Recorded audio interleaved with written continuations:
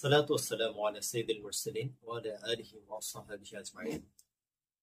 أعوذ بالله من الشيطان الرجيم. بسم الله الرحمن الرحيم. رب اشرح لي صدري ويسر لي أمري واحلل عقدة من لساني يفقهوا قولي. সুপ্রিয় দর্শক শ্রোতা, আসসালামু আলাইকুম ওয়া রাহমাতুল্লাহি ওয়া বারাকাতুহু। আজকে আমি একটি বিষয় নিয়ে কথা বলবো, সেটা হচ্ছে আমাদের যে শিশু জন্মগ্রহণ করার পর শিশুর মুখে মধু দেয়া অর্থাৎ মিষ্টান্ন মুখ করানো, সেটা কি কুসংস্কার নাকি শরিয়া সম্মত, সেই বিষয়টি নিয়ে আমি আজকে কথা বলবো। আসলে আমরা সকলেই জানি যে এটি একটি কুসংস্কার, বা আমরা ছোটবেলায় তাই জেনে এসেছি যে শিশু জন্মের পরপরই তার মুখে মিষ্টি বা মধু পান করালে সেক্ষেত্রে তার মুখ থেকে মিষ্টি কথা বের হয়, এমন একটি ধ্যান ধারণা আমাদের সমাজে রয়েছে। আসলে এটি কতটুকু সত্য, এই কথা শেষ অংশটি হাদিস দ্বারা প্রমাণিত না, কিন্তু মিষ্টি মুখ করানো সুন্নাহ, সেই ব্যাপারে আমরা সুনিশ্চিত হাদিস গ্রন্থ থেকে অর্থাৎ আল্লাহ রাসূল সাল্লাল্লাহু আলাইহি সাল্লামের হাদিস আমরা পেয়ে থাকি।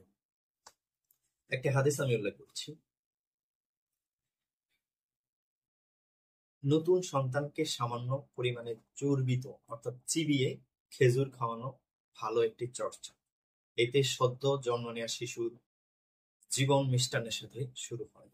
আয়েশা রাদিয়াল্লাহু তাআলা আনহা বলেন, সদ্য ভূমিষ্ঠ শিশুদের রাসূল সাল্লাল্লাহু আলাইহি সাল্লামের নিকট তিনি শুরুতেই তাদের কল্যাণের জন্য দোয়া করতেন, তারপর তাদের মুখে চর্বিত খেজুরের টুকরো ঘষে দিতেন। এই হাদিসটি মুসলিম শরীফ এবং আবু দাউদ শরীফে রয়েছে। এ থেকে আমরা বুঝতে পারি আসলে আমাদের সমাজে যে প্রচলিত সুন্নাহটি রয়েছে, প্রচলিত নিয়মটি রয়েছে, সেটা আসলে একেবারে ভিত্তিহীন নয়। হয়তো ওই বিশ্বাসটুকু ভিত্তিহীন, কিন্তু শিশুকে জন্মের পরপরই নবজাতকের মুখে খেজুর চিবিয়ে দেয়া সুন্নাহ।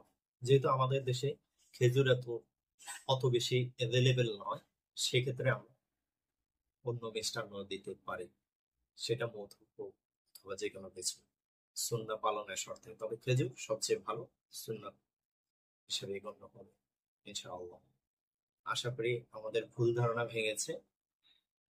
আর আপনারা যদি এই চ্যানেলে নতুন হয়ে থাকেন তাহলে অবশ্যই সাবস্ক্রাইব করে, লাইক, শেয়ার, কমেন্ট করে পাশে থাকবেন। আসসালামু আলাইকুম ওয়া রাহমাতুল্লাহি ওয়া বারাকাতুহু।